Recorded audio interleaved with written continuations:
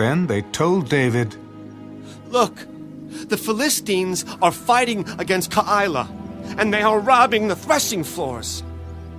Therefore David inquired of the Lord, Shall I go and attack these Philistines?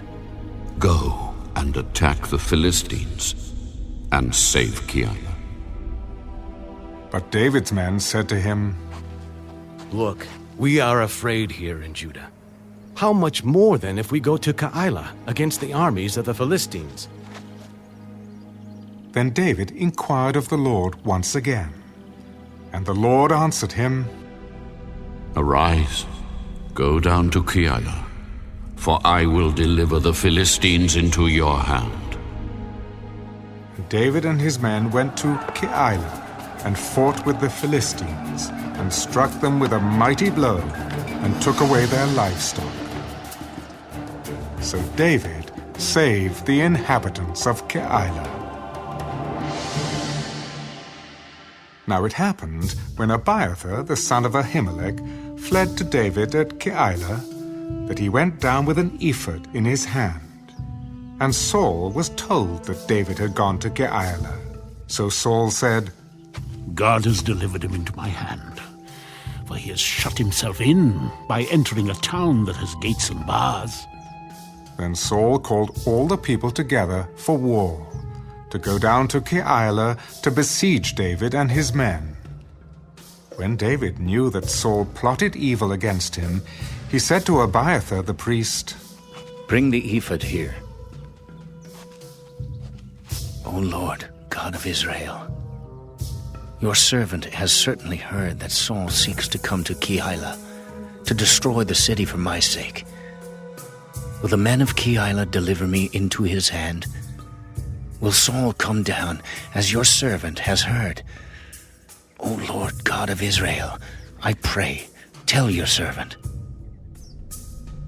He will come down. Will the men of Keilah deliver me and my men into the hand of Saul? They will deliver you. So David and his men, about 600, arose and departed from Keilah, and went wherever they could go. Then it was told Saul that David had escaped from Keilah, so he halted the expedition. And David stayed in strongholds in the wilderness, and remained in the mountains in the wilderness of Ziph. Saul sought him every day, but God did not deliver him into his hand. So David saw that Saul had come out to seek his life, and David was in the wilderness of Ziph, in a forest. Then Jonathan, Saul's son, arose and went to David in the woods, and strengthened his hand in God. And he said to him, Do not fear, for the hand of Saul my father shall not find you. You shall be king over Israel, and I shall be next to you. Even my father Saul knows that. So the two of them made a covenant before the Lord. And David stayed in the woods, and Jonathan went to his own house. Then the Ziphites came up to Saul at Gibeah. Is David not hiding with us in strongholds in the woods, in the hill of Keilah, which is on the south of Jeshimon?